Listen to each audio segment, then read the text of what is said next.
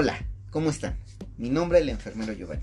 Espero se encuentren bien todos ustedes y sus seres queridos. Este es un podcast semanal de todos los martes. Estén pendientes de todo el contenido, información y capacitación. Bienvenidos. El día de hoy, nuestro capítulo número 11, y ahora sí, el fin de temporada, hablaremos acerca de lo que significa ser enfermero en tiempos de COVID, parte número 2.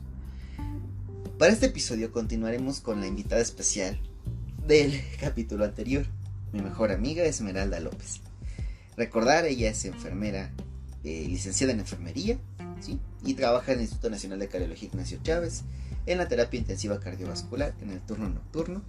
No les voy a decir sus guardias porque la vayan a acosar, ¿no? Entonces no queremos ese tipo de problemas. Pero bueno, le vamos a dar de nuevo la bienvenida. Bienvenida, Mix. Espero que sigamos con la misma inquietud, ¿no? Y con la misma ansiedad del episodio pasado. Y nos quedamos en un tema muy importante. El personal de INSABI que llegó y tenía que capacitarse, ¿no? Con nosotros también ahí en el hospital, sobre todo por los protocolos que estábamos mencionando. Como siempre, iniciaremos el capítulo con una frase, y en esta ocasión es una frase de Steve Jobs, que nos dice que el único modo de hacer un gran trabajo es amar lo que haces.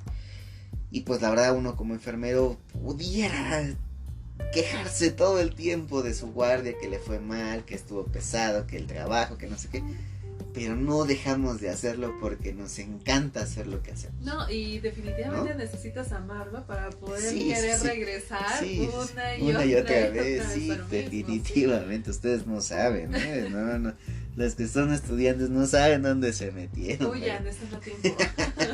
No es cierto, échenle ganas. Bueno, todos sabemos ya que el COVID viene desde hace más de 1 año y medio, que casi son 2 años de su primera aparición en China, ¿no? Y que estuvimos hablando un poco de eso el capítulo pasado. Ahorita vamos a continuar en donde nos quedamos, que fue específicamente ese punto que les mencioné de qué onda con los INSABI, o sea, ese grupo selecto de neandertales que llegaron a capacitarse a los diferentes institutos nacionales de salud específicamente y a los grandes hospitales, ¿no? De tercer nivel de atención. Híjole, ahora sí llegó la hora de la criticadera. Sí, mira, sí. El INSABI. Ya nos volvimos víboras de cascabel. Fue una bendición y una maldición, ¿eh? Fue una bendición para quien logró encontrar trabajo gracias a eso. Sí. Y fue una maldición para quien nos tocó capacitarlo. La realidad es que en el INSABI era un surtido rico, venía de todo.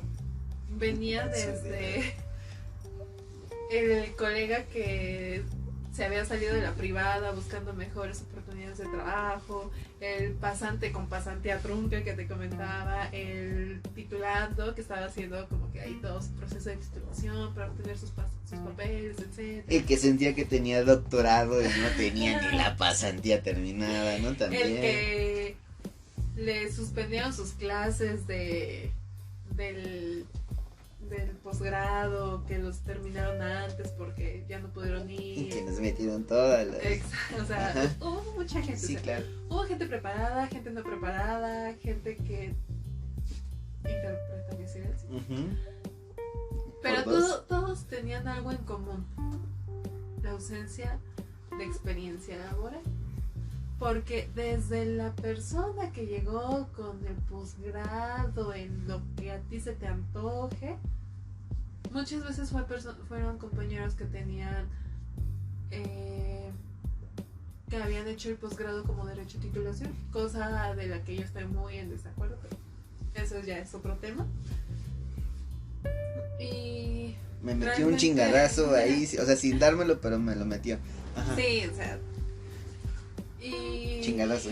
Gente que tenía experiencia en otras áreas. Digo, había gente que llegaba de clínicas particulares, de servicios como ginecología, pediatría, pues nada que ver con una terapia COVID, ¿no? Y también gente que venía de atender 50 pacientes en un piso. Pero vamos a ser sinceros, ¿no? También los hospitales de la Ciudad de México no son como que claro. un montón de personal, pues no tampoco tienen, ¿no? Ajá, Entonces, sí. teníamos de todo, como hicieron un surtido rico, Exacto. un surtido rico. Yo Entonces, puedo hacer las chocochips, ¿no? Entonces, ¿qué onda con los Insabi? Pues mira, había gente que brillaba y había gente que le decías, tú quédate ahí, nada más ven. Danos chance, ¿no? Ajá, y me vas a decir, oye, pero hace rato me acabas de echar un choro moralista de Todos somos compañeros, Ajá, todos somos iguales, tenemos las mismas y tenemos capacidades. que apoyarnos unos a los otros y no sé qué. Pero es que hay gente que no quiere ser apoyada. Exacto. O sea, y eso lo ves desde que tienes a tu estudiante, desde que tienes a tu pasante. Hay gente que no quiere ser apoyada. Te comentaba el capítulo pasado que el hospital donde estamos tiene protocolos muy estrictos para hacer cualquier cosa. Entonces es difícil que tú puedas agarrarle el paso en una capacitación de 2-3 guardias.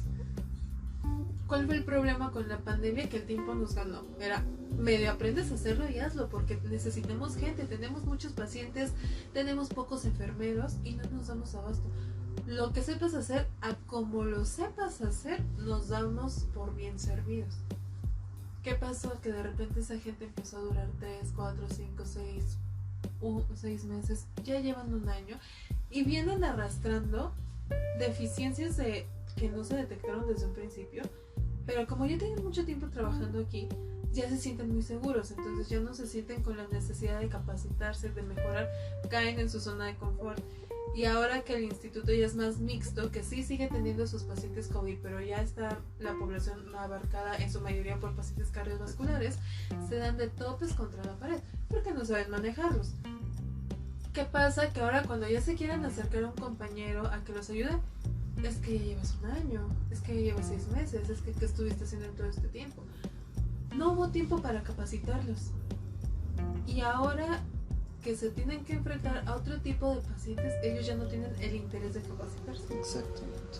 No sé si esto suceda en todas las instituciones, pero Ni tampoco sabemos si todas las instituciones tengan muchísimos protocolos por cumplir, ¿no? Ajá, pero muchas veces me tocó más de un compañero. Yo siempre he sido muy abierta a poder orientarlos en lo que yo pueda. Me preguntaban algo, se los explicaba o se los mostraba cómo se hacía. Me tocó también capacitar a varios compañeros. Corte A, porque Esmeralda, así como la escuchan, pues es la capacitadora oficial de la terapia intensiva cardiovascular. Por sí. eso les dije que es la mera de allí, ¿no? Sí, compañero que entraba, compañero que pasaba por mis capacitaciones, ¿no?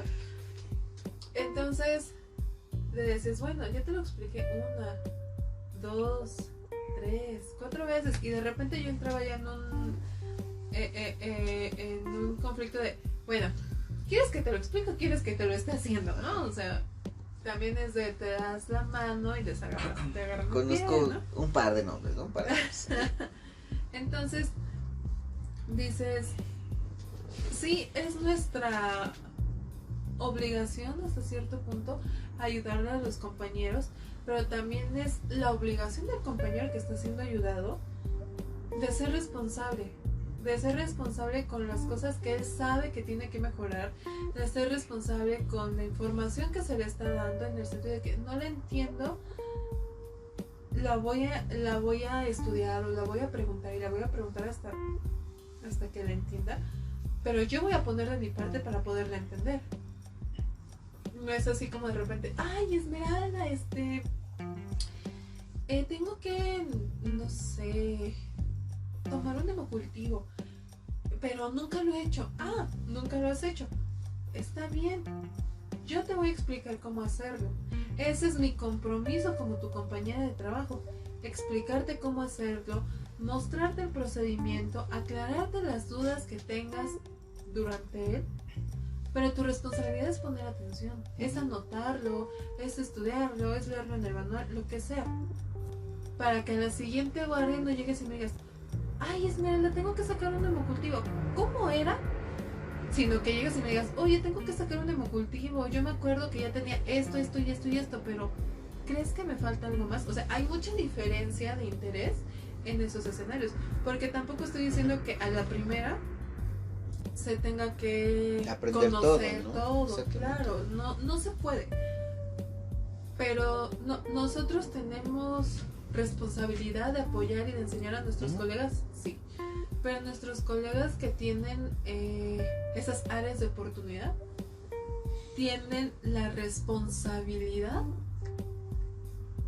de empeñarse en mejorarlas. Claro. ¿Qué pasaba con los insabis? Ay, pues me están enseñando, me están explicando, porque la realidad es que no en todos los lugares tienen la misma disposición de estarte diciendo las cosas, ¿no? En muchos otros lugares es así como, ay, pues tú ya estás hecho, o ay, ¿qué no sabes? ¿Por qué? Porque incluso yo, cuando ingresé como trabajadora, a pesar de haber hecho la pasantía ahí, me tocó gente así. Si tú ya estás trabajando, si tú ya sabes, ay, ya acabaste la carrera y no puedes hacer tal o cual cosa. Pues si fuiste pasante aquí Pues en si la fuiste terapia. pasante aquí, ajá, claro. Yo te puedo decir que a día de hoy, después de haber estado 3 años seguidos en ese lugar, hay cosas que todavía no he hecho, que no me ha tocado hacer, hay procedimientos que todavía no he tenido la oportunidad de ejecutar.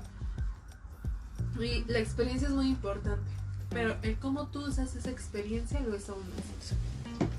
Entonces, esta es una invitación para personal suplente, basificado, insabi, eventual, como les... Estudiantes, pasantes, para todos. Sean empáticos y sean solidarios con sus compañeros, pero sean también responsables de las deficiencias que sepan que tienen. Porque es cansado explicarlo y explicarlo y explicarlo y que no se muestre el interés, ¿no? Entonces, sean responsables en ese aspecto, porque de ahí es el parteaguas para que las generaciones nuevas que tenemos otra mentalidad sigamos siendo así de solidarios con nosotros como compañeros. Entre las anécdotas ahorita que menciona esto de Esmeralda, vuelvo a mencionar a una gran amiga, Eva Estefes. Ella era una persona hermosísima, la verdad, muy amable, muy buena onda con nosotros, personal basificado, ¿no? Sí. Pero nos defendía a capa y espada todos aquellos que éramos suplencia y a los que éramos insabi, que nos poníamos a trabajar, ¿no? Que estábamos atentos, que si nos explicaban algo, como decía Esmeralda, teníamos el compromiso para la siguiente solamente preguntar y corroborar si lo estamos haciendo bien, pero ya lo estábamos haciendo nosotros, ¿no? Y tratar de esforzarnos para cada día ser un poquito mejores a nivel profesional. Entonces ella nos defendía muchísimo, pero muchísimo, no tienen idea, o sea, era nuestro escudo protector, diría el peje, ¿no? Hace algunos meses. Entonces, la extrañamos mucho. Ella decidió tomar un camino diferente, pues por su salud, por su comodidad, por otro tipo de situaciones. Se cambió de guardia. Exactamente, sí, claro, o sea, digamos que se cambió la jornada acumulada. Si alguien no conoce qué es la jornada acumulada, pues es solamente venir a trabajar los sábados y los domingos. Es el mejor horario del mundo. Exactamente. Que puede ser de 7 a 7 o de 9 a 9, ¿no? Hablamos de la mañana a la noche. 12 horas, entonces a la semana, excelente. Y días festivos. Y es cierto, pero yo creo que no hay que perder de vista que uno debe de hacer las cosas bien, porque se tienen que hacer las cosas bien. No para tener el reconocimiento de que es que a mí no me saca ningún pendiente en la entrega de sí, claro. Es que cuando los médicos necesitan algo, se dirigen a mí porque ya saben que yo sé. No estamos trabajando para nuestros jefes de servicio, no estamos trabajando para los médicos, no estamos trabajando para quien nos va a relevar el turno. Estamos trabajando para nuestro paciente. Nunca perder de vista eso, es para nuestro paciente. Entonces, enfóquense en el paciente, en cuidarlo a él, no en que si le va a agradar el cambio de turno, etcétera. Que el cambio de turno en enfermería, yo no sé si es nada más aquí o es una cuestión universal. No sé, solo es aquí. un campo minado, o sea. Solo es aquí. Es un campo de batalla. La enfermería es un cuidado 24/7, dado por varias personas, porque pues, claro que una persona no puede dar ese cuidado continuo todo el tiempo. Entonces, sean coherentes con sus pendientes, por favor.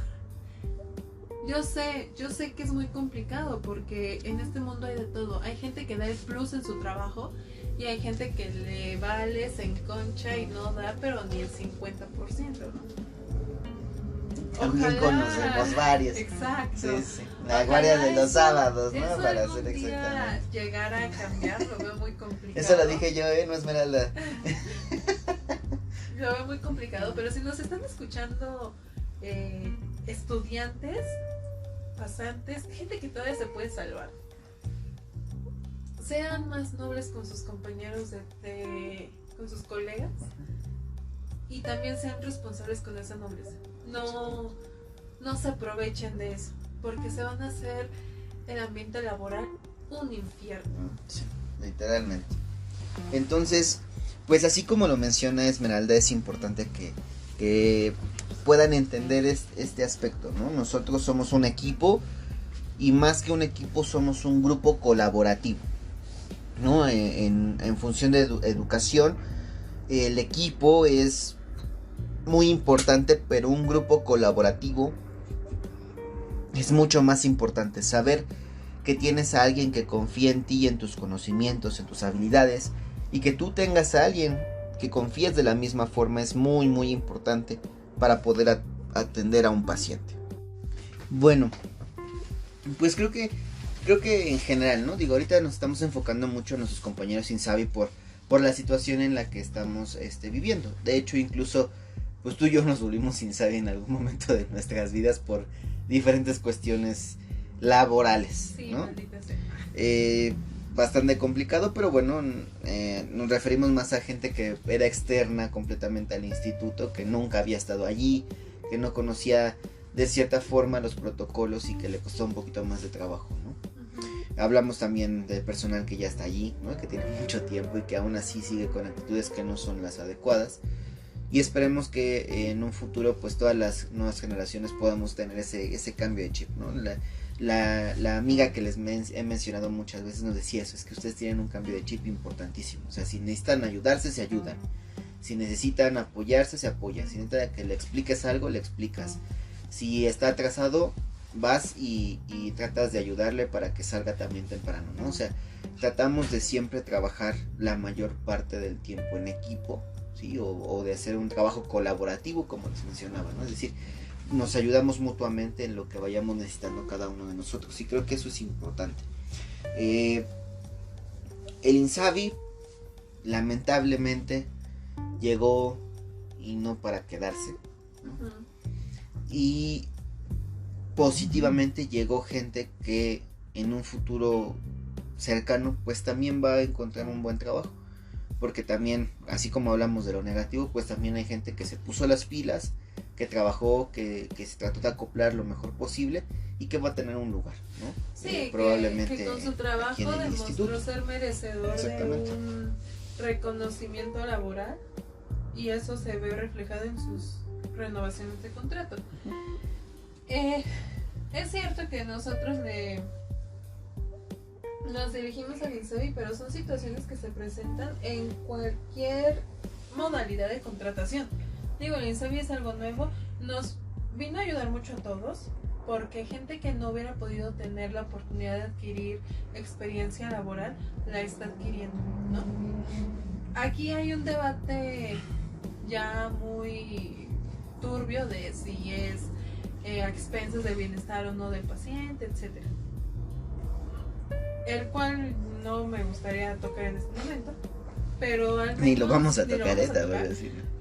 Pero al menos viendo meramente en beneficio de enfermería, el Insabi fue muy bueno para que nosotros pudiéramos, bueno, gente recién egresada pudiera tener experiencias laborales de mejor calidad a las que pudo haber aprendido en su pasantía o a lo mejor en sus áreas donde ya laboraban antes, porque mucha gente de las instituciones privadas emigró, por así decirlo, de sus trabajos a instituciones de la Secretaría de Salud donde tenían otro tipo de experiencia y donde quizá pudieron acomodarse laboralmente mejor en otras cosas. Y económicamente la verdad es que es un Ha sueldo ayudado bastante, ha un ayudado poquito bastante. mayor a lo común, digamos, en el área pública, ¿no? Y mucho más que en el área privada.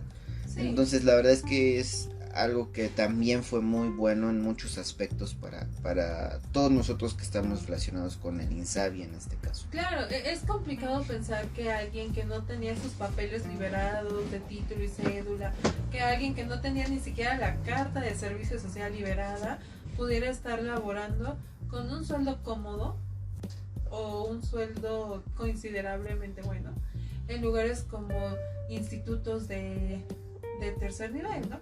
Nutrición, pediatría inclusive ahorita, INER, cardiología, cancerología, Neuro, el IMSS, ¿no? El IMSS que abrió sus La Raza, hospitales, siglo XXI, que hicieron contratación masiva, porque Ajá. la verdad es que hicieron contratación el ISSSTE masiva. también de cierto modo hizo ahí algunas contrataciones, o sea, era difícil pensar que uno se pudiera acomodar en esos lugares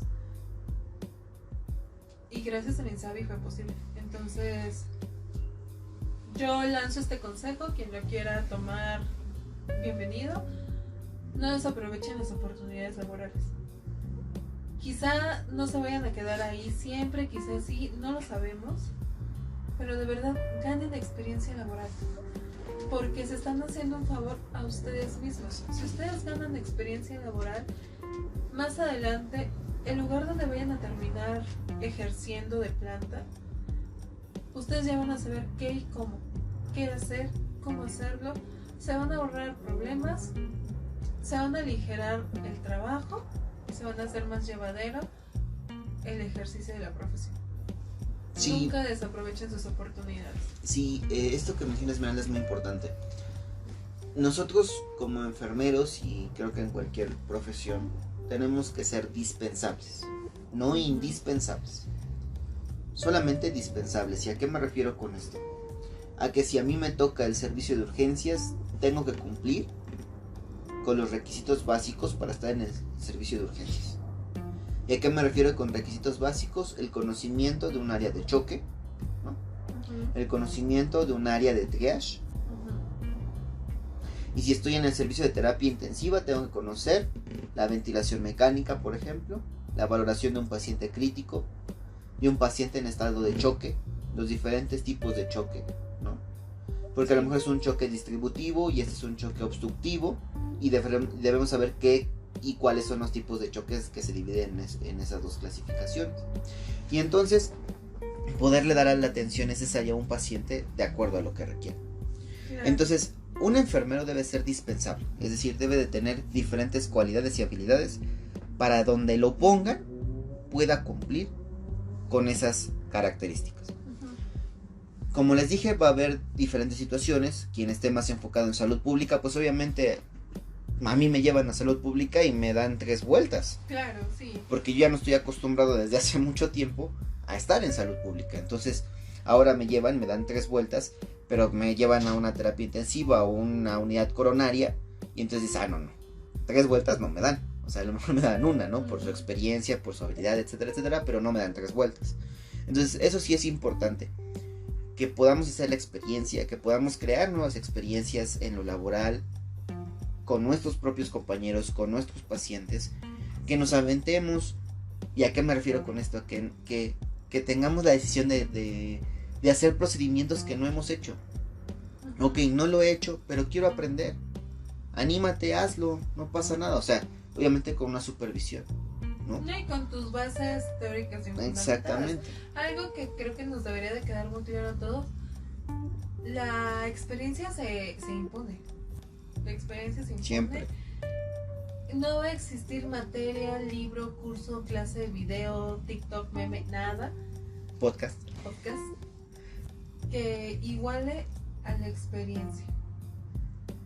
No desaprovechen la experiencia que están adquiriendo ahorita, no la subestimen tampoco, ni subestimen a la enfermera de 500 años trabajando en la institución hacedora que se rehúsa a jubilarse. No la critiquen, no la juzguen, no se burlen, aprendan. Y créanme que van a aprender. Van a aprender cosas que ningún libro les va a dar, ¿no? Entonces, la experiencia tiene su peso. La experiencia con bases científicas tiene un mayor peso, pero aprovechen la experiencia lo más que puedan, porque mientras más tiempo pase, mientras más cambien de trabajo, más van a obviar que saben hacer las cosas. Exactamente. Y la realidad es que los años son los que te hacen funcionar, son los que te hacen darte las bases y la capacidad de reacción oportuna para detectar urgencias, para detectar anormalidades en el comportamiento de la evolución de los pacientes, etc. Entonces, sean muy observadores y sean humildes para reconocer cuando no saben algo o cuando algo va más allá de sus capacidades, porque la pertinencia es importante en nuestra labor. Y no por querer aparentar o acaparar más de lo que somos o podemos, debemos de poner en riesgo el cuidado de nuestro paciente. Siempre es bueno reconocer que nuestro entendimiento tiene un límite, y también es bueno entender que esos límites se pueden derribar. O sea, el hecho de que yo en una guardia llegue y no haya podido abarcar cierta situación, no sé, tuve un paciente que cayó en paro y yo no pude dar RCP y quedé fuera de la urgencia y vi como todos hacían algo y yo no, y entonces soy un fracasado y no sé qué. No, es mejor ser pertinente y decir, esto sobrepasa mis capacidades, me voy a apartar, voy a dejar que actúen, pero voy a aprender, voy a conocer. Al mismo tiempo voy a estar observando. Claro. ¿No? ¿Qué está haciendo quien está en medicamentos? ¿Qué está haciendo quien está dirigiendo? ¿Quién está haciendo quien está comprimiendo? ¿Quién está en el área, en la vía aérea? ¿Qué está haciendo quien toma el tiempo? ¿No? La verdad es que cada una de las funciones, ahorita que menciono específicamente ese apartado, Esme, es muy importante. Y todos tendríamos que saber estar en todos los lugares posibles en una urgencia de ese tipo. Es decir, en ventilación, en compresiones, tendríamos que saber también manejar los medicamentos, manejar la vía intravenosa y también saber dirigir y manejar el tiempo, ¿no? Eso es como bien importante, sobre todo porque somos un equipo de salud, ¿no? Y aquí nadie es el líder jefe, así, ¿no? O sea, debe ser un líder, ¿no? No un líder jefe de esos líderes jefes que existen de tú haces esto, tú haces aquello, tú haces el otro y a mí me vale 3/4 de pino, lo que quieras, ¿no? O sea, es un líder es el que yo te acompaño, yo te enseño, yo te muestro y yo estoy allí contigo para apoyarte. Sí, ¿no? claro. Y allí todos tendríamos que ser en esa actitud, o sea, tenemos que estar en ese canal para poder llevar a cabo bien cualquier tipo de situación. Sí, porque no se vale decir, ay, mi paciente tiene 152 de TA sistólica, pero no está aquí el doctor para saber si modifico los goteos de los vasopresores, o mi paciente está en paro, pero no está aquí el doctor para saber si inicio compresiones o para saber qué tengo que hacer, etc. ¿Qué te va a dar la capacidad para actuar? Que te sucedan las cosas. Exacto. Así de sencillo. ¿Qué te va a hacer funcionar en una urgencia? Que te suceda la urgencia, ¿no? Entonces, cuando ustedes tengan una guardia pesada porque su paciente se complicó, porque su paciente tuvo X o Y evento, no lo vean como una guardia pesada, veanlo como una oportunidad de conocer la manera de actuar, porque una cuestión aquí también es la manera de actuar como enfermera en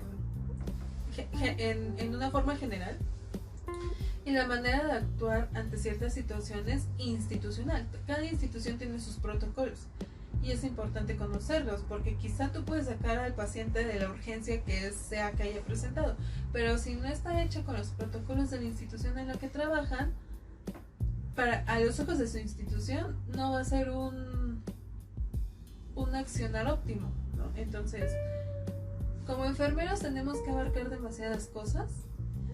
Las generaciones actuales, lo que yo noto es que quieren abarcar todo de un solo mordisco. La enfermería no se come mordiscos, la enfermería se come aprobadas. Y cada guardia es un punto más de experiencia, si ustedes lo quieren tomar así. Y de verdad, tómenlo, de verdad les va a ser de mucha ayuda, porque pueden pasar años y aprender mucho, o pasar años ejerciendo la enfermería y no saber nada. Y esa decisión la van a tomar ustedes. Y también conocemos varias personas. Sí. Pero bueno, ya saben cómo soy yo bien cabula, ¿no? Vamos a cambiar un poquito el tema. Ya hablamos un poquito de la ciencia, ya la estamos exprimiendo, ¿no? Entonces, sí, pobre, ya. Sí, vamos a dejarlos ya por la paz. Y ahora quiero preguntarte, Amix, ¿qué aprendiste como enfermera en la pandemia?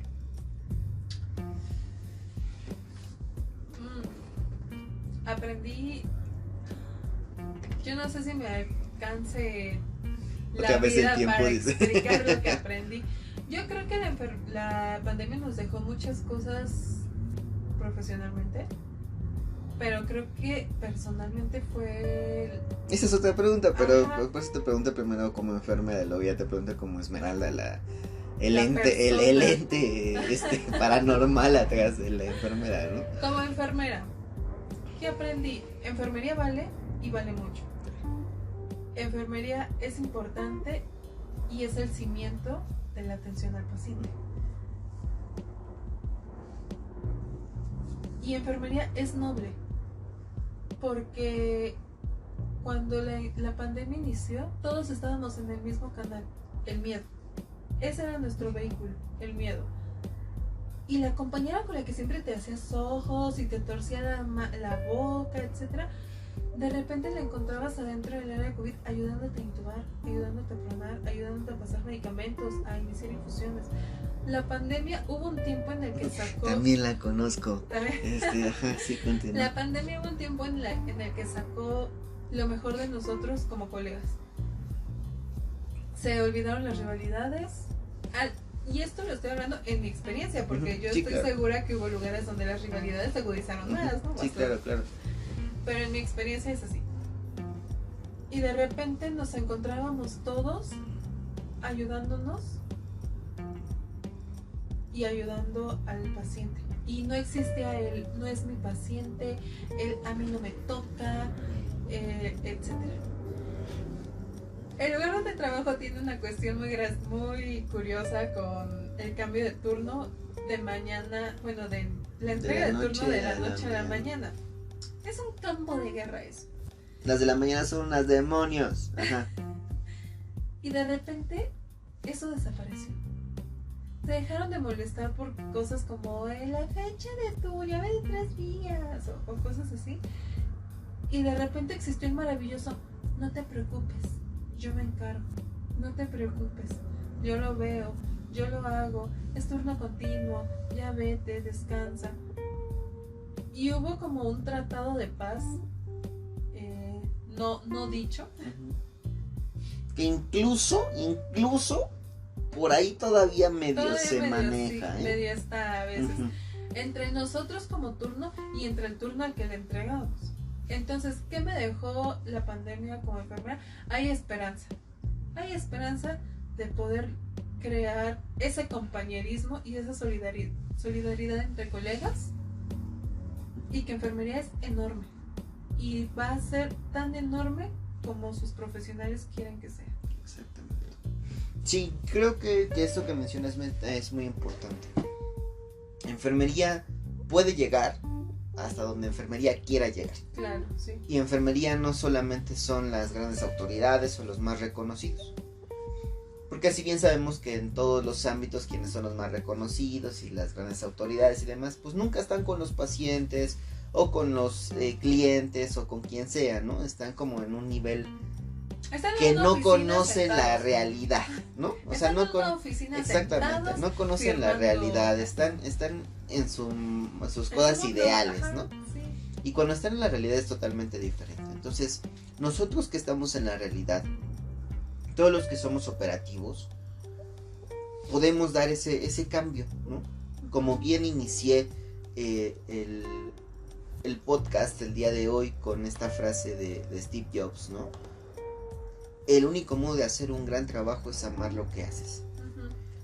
El único modo de hacer grande a la enfermería es ser un gran enfermero, una gran enfermera, y dejarle al paciente y a nuestros compañeros del área de la salud bien claro qué tan importantes somos como grupo y como equipo para darle al paciente la atención necesaria, ¿sí? Y como grupo y como equipo para la toma de decisiones en la atención de nuestro paciente. Sí. Creo que es muy importante esa parte. Ahora, Mix, vienen unas preguntas un poco más intensas. ¿Qué aprendiste como ser humano? Pues, ¿qué aprendí como ser humano? Mira, hubieron muchas cosas que me movieron. Vi demasiada gente morir. Yo nunca creí ver tanta gente fallecer y la impotencia de verlos fallecer y no poder hacer nada. Tuve experiencias de mucha tristeza, de mucho coraje, de mucha impotencia. Y al final, yo creo que lo que más aprendí como persona fue el valor de la vida. Y yo sé que es un cliché que todo el mundo te lo dice, pero es un cliché que tú no entiendes hasta que pierdes algo muy importante, que personalmente fue lo que me sucedió. Y yo sé que va a haber muchos colegas que estuvieron en la misma situación, que vieron irse gente importante para ellos y que vivieron en carne propia el duelo de perder algo. Entonces, lo más importante es que mi vida es este momento que está sucediendo ahorita. Vi mucha gente morir lejos de sus seres queridos, sin poder pedir un perdón, sin poder decir un último te quiero, un último voy a estar contigo, un último todo está bien. Exacto, vi mucha gente morir en el olvido y pacientes y familiares desconsolados porque sabían que su familiar había muerto solo. Que aprendí que lo que tienes en este momento lo es todo y es lo más importante. Que a quien tienes ahorita a tu lado como tu familia es lo más importante. Y aunque te lleves horrible, no sé, con tu esposo, con tu papá, con tu mamá, con tus hermanos, con quien sea, si esa persona el día de mañana te falta, va a ser horrible. Aprendí a buscar relacionarme de la mejor manera con la gente que es importante para mí. Y yo creo que lo más importante que me dejó fue el perdón. Porque a veces nosotros estamos enfrascados en muchas cosas muy absurdas, ¿no? Es que esta persona un día me vio feo y por eso yo siempre tengo como que hay algo, una mala vibra, ¿no? Exactamente. Esas cosas no importan. No vale la pena perder tu paz por eso. Y valora todo lo que tienes, cuándo lo tienes y cómo lo tienes. Eso es lo más importante que tengo.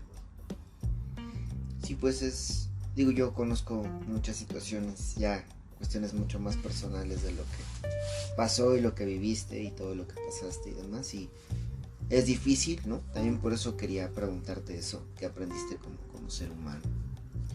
Y también retomando, y espero no te sientas ofendida el hecho de comentarlo aquí, de que te contagiaste. Tú fuiste una de ese personal que además de que no era como que se descuidara, ¿no? O sea, sí, realmente mantenía sus cuidados bien, como debían de ser, y se contagió. ¿Tuviste miedo? ¿O cuál fue tu sentimiento en ese momento? Bueno, esto se relaciona con tu otra pregunta. ¿Qué es lo que aprendí? A valorar la coquita de vidrio. O sea, después de que me dio COVID, la coca de vidrio jamás me volvió a saber rica. ¿Qué pasó cuando me contagié? Yo sabía que estaba contagiada, pero no quería aceptarlo, porque yo me sentía horrible, sentía que tenía la peor gripa de mi vida, ¿no? Pero yo estaba empeñada en que era eso, que era una gripa. ¿Cómo me di cuenta que era COVID? Si tú me preguntas dónde me contagié, sinceramente no lo sé. Pudo haber sido en el transporte público, de regreso del trabajo a casa. La verdad es que era mucho trabajo, más factible ajá, en los dos primeros que mencionaste que en el trabajo, porque como mencionamos en un principio y en el capítulo anterior, teníamos un equipo de protección personal que afortunadamente a nosotros nunca nos faltó. Nos faltó, ajá. Entonces, yo no te puedo decir, me fui a una fiesta o lo que sea, porque pues, la realidad es que no, o sea, sí respeté la cuarentena. Yo estoy casi segura que fue en el transporte público cuando salía del hospital y me iba a casa. Pero yo me di cuenta que era COVID un día en la mañana, estaba así preparándome mi café y le di el traguito y no me sabía nada. Dije, imposible que el café no me sepa nada, ¿no? Pero fue súbito, o sea, fue así como si me apagaron un switch. Porque cuando me lo estaba preparando me llegaba el olor a café. Cuando lo probé, el olor a café desapareció, el sabor a café desapareció. Y lo intenté con otras cosas, ¿no? Con más comida, con más aromas, con más esencias, etc. Nada me olía, nada me sabía. Yo me sentía cansadísima, con mucho dolor. O sea, yo me sentía que me moría. Y fue justamente en diciembre, por las épocas de Navidad. Entonces me hacen la prueba en el instituto, salgo positiva y me mandan a aislarme 15 días. Unos 3 o 4 días antes de que me aislaran, bueno, de que yo tuviera el resultado positivo a COVID, yo había estado con mi mamá, habíamos estado viendo la tele y habíamos compartido, grave error, yo lo sé, habíamos compartido el mismo vaso. Lo primero que pensé fue, contagié a mi mamá. O sea, yo soy una persona joven y sé que tenía, y no tengo comorbilidades, tampoco soy una persona que sea así obesa, cosas así. Entonces dije, si a mí me da, tengo muchos puntos a mi favor para poder librar de la mejor manera la enfermedad. Si a mi mamá le da, que es una persona adulta mayor, con sus ciertas comorbilidades, etc., no sé qué vaya a pasar. Yo no sé su organismo cómo lo vaya a resistir, cómo lo vaya... Yo no sé. Ese era mi mayor miedo. Yo al ser una persona joven me sabía con más posibilidades, pero ya no. Entonces lo primero que hice fue irle a hacer la prueba a ella. Se salió negativa, afortunadamente, y en el momento en el que ella estuvo negativa, ya lo demás no me importa. Si yo hubiera, y era lo que comentaba en un principio, en el primer capítulo, quizás si yo hubiera tenido hijos, familia que dependiera de mí, mi escenario hubiera sido otro, mi preocupación hubiera sido mayor. Afortunadamente yo siempre tuve la confianza y la fe en que no iba a pasar a más, no pasó a más, no contagié a nadie, afortunadamente. Ni a mí, porque también por esos tiempos íbamos a desayunar y digo, obviamente con las medidas respectivas, pero convivíamos mucho sin cubrebocas. Ajá. En ese momento, porque desayunábamos juntos, etcétera, etcétera, posguardia específicamente.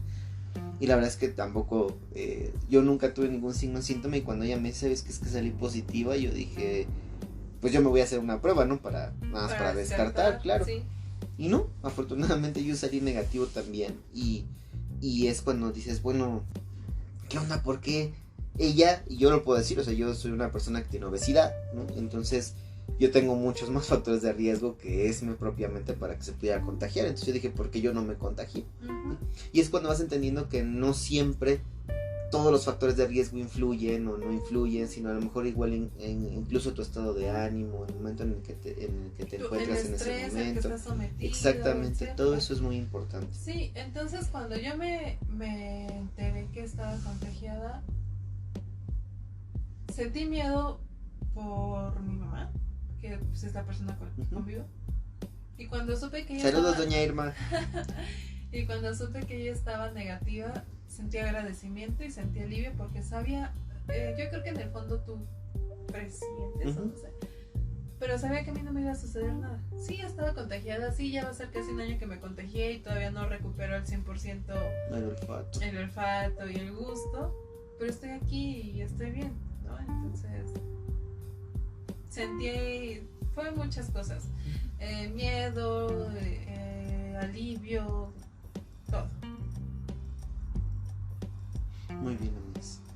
Pues esa era la última pregunta de este podcast, ¿no?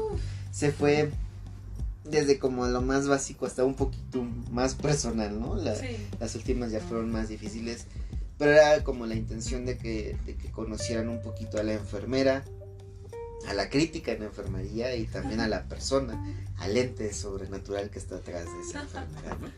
Entonces, pues, hasta aquí el episodio número 11. Ahora sí, el final de la primera temporada de Lo Bello de Ser Enfermero. Amix, pues te agradezco mucho que vengas a apoyarme en mis locuras. Y pues que siempre estés aquí en todo conmigo, ¿no? A todos ustedes pues les agradecemos, ¿no? Que nos estén escuchando, que sigan aquí pues oyéndonos, diciendo algunas tonterías en estos últimos 2 capítulos, por ahí burlándonos de algunas personas, ¿no? Sí, claro, chistes locales, ¿no? Nosotros nos entendemos. Y en lo otro pues esperen muchas más sorpresas, esperen muchas más colaboraciones, así como el día de hoy y la semana pasada que estuvo aquí con nosotros Esme. Pues esperemos tener muchos más compañeros que vengan a acompañarnos a tocar temas totalmente diferentes y a dar sus puntos de vista. Síganos escuchando en Spotify, en Google Podcast, en Apple Podcast, en Anchor, en Browser y en otras aplicaciones en las que tengan disponible el poder escuchar un podcast. Pues ahí lo pueden buscar, Lo Bello de Ser Enfermero. Aprovecho también para agradecer el apoyo a todos los países de Latinoamérica y también los de Europa, ¿no? Que es bastante raro, pero también nos escuchan allá, ¿no? Ahí tenemos nuestra estadística y pues les agradecemos mucho a todos ustedes por escucharnos. También para comentarles que si quieren que se hable de un tema en específico y si quieren que vuelva Esme, pues bueno, nos mandan un mensajito, puede ser por Twitter con la @ Gio-Baruch o en Instagram como Lo Bello de Ser Enfermero. Allí pueden mandar su mensajito con el tema que ustedes quieran que toquemos, y si quieren que Esme regrese, pues ella regresa las veces que sean necesarias. Ya se dieron cuenta que le gusta hablar un chingo, ¿no? No me pagan. Exactamente, pero aquí lo hace con cariño porque pues, somos cuates, ¿no? Entonces, pues nada, les agradezco mucho. El siguiente capítulo, el número 12 y el inicio de nuestra segunda temporada, tendremos en el podcast el tema la enfermería y la diabetes mellitus. Espero que se encuentren muy bien y nos escuchamos en el siguiente capítulo. Gracias y hasta la próxima. Hasta luego. Bye.